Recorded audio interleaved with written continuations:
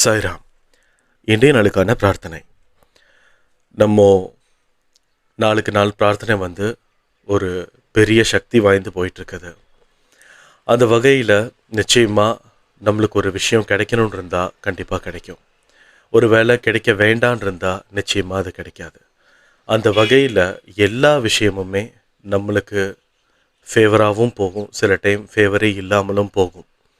நிறைய வாட்டி நிலைகள் தடுமாறி எந்தவித புண்ணியமும் இல்லாமல் இத்தனை நாளுக்கான உழைப்புக்கான ஒரு அர்த்தமே இல்லாமல் எல்லாமே ஒரே நாளில் தலைகீழாக மாறி போகக்கூடிய வாழ்க்கையும் நிறைய பேருக்கு இருக்குது.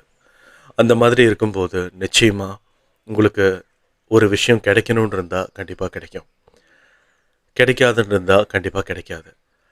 அதுக்கு பின்னாடி ஓடுவதற்கு பதிலாக கடவுளின் பின்னாடி நம்ம அனைவருமே ஓடினா நிச்சயமாக நம்ம எல்லாத்துக்கும் எந்த விதமான தேவைகள் இருக்குதோ, எந்த மாதிரியான விஷயங்களுக்கு நம்ம தகுதியானவங்களாக இருக்கிறோமோ அந்த மாதிரியான விஷயங்கள் நம்மளை தேடி வரும். இதை எல்லாத்தையுமே மனசில் வச்சுக்கிட்டு இந்த பிரார்த்தனை நம்ம ஆரம்பிக்கலாம்.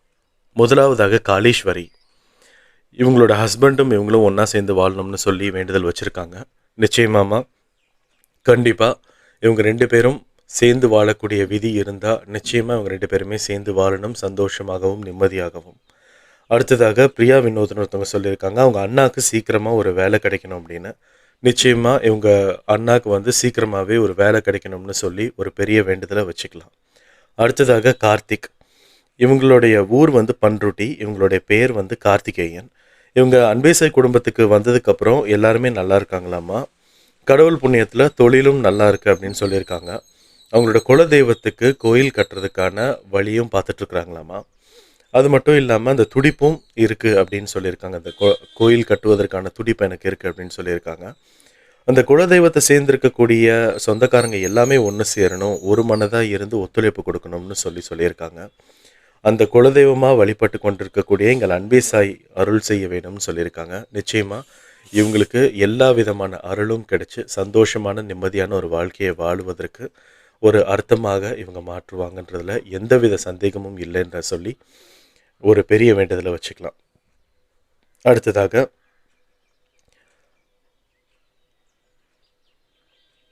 காளீஸ்வரின்னு ஒருத்தங்களே இன்னொரு வாட்டி வச்சுருக்காங்க. என்னென்னா கசினோட டைவர்ஸ் கேஸ் சால்வ் ஆகணும்னு சொல்லி வச்சுருக்காங்க. நிச்சயமாக உங்களோட கசினோட கேஸ் சால்வ் ஆகும், எந்தவித கஷ்டமும் இல்லாமல்.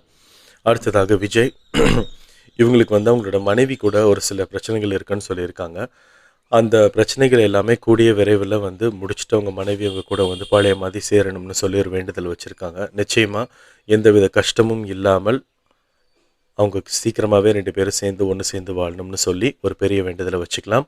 நம்ம ஸ்ட்ரைட்டாக அப்படியே பொது பிரார்த்தனைக்கு போயிடலாம். இன்றைய நாளில் யார் யாரெல்லாம் பர்த்டே செலிப்ரேட் பண்ணுறீங்களோ, வெட்டிங் டே செலிப்ரேட் பண்ணுறீங்களோ அவங்க எல்லாத்துக்குமே ஒரு பெரிய விஷஸ். நிச்சயமாக எந்தவித கஷ்டமும் இல்லாமல் எல்லா விதமான பலனும் அவங்களுக்கு கிடைக்கணும், எல்லா விதமான ஆசீர்வாதமும் அவங்களுக்கு கிடைச்சிருக்கணும். இன்றைய நாளில் இந்த ஒரு நாள் மாறாதா அப்படின்னு சொல்லி நிறைய பேர் ஏங்கிட்டு இருப்பாங்க. நிறைய விதமான கஷ்டங்கள் இருக்கும். அந்த கஷ்டங்களுக்கு எல்லாமே அடிப்படையாக இருக்கக்கூடிய ஒரே விஷயம் என்னென்னா, ஏதாவது ஒரு அன்பாவோ இல்லை பணமாவோ தான் இருக்கும். அந்த பிரச்சனைகளை அவங்க கூடிய விரைவிலேயே தீர்த்து அவங்க எல்லாருமே சந்தோஷமாக நிம்மதியாக வாழணும்னு சொல்லி நம்ம சாயப்பா கிட்ட வேண்டிக்கலாம். நம்மளை சுற்றி எத்தனையோ உயிர்கள், ஒரு வாய் சாப்பாட்டுக்காக இயங்கக்கூடிய ஜீவன்கள் நிறைய இருக்குது. அவங்கக்கிட்ட இருந்து எல்லாத்தையுமே காப்பாற்றி எல்லா விஷயமுமே மாறி நல்லபடியாக முடியணும்னு சொல்லி நம்ம சாயப்பா கிட்ட வேண்டிக்கலாம். இந்த பதிவை கேட்டுட்டு இருக்கக்கூடிய ஒவ்வொருத்தவங்களுடைய மன பிரார்த்தனைகளையுமே சாயப்பா நிறைவேற்றி கொடுக்கணும்னு சொல்லி சாயப்பா கிட்ட வேண்டிக்கலாம்.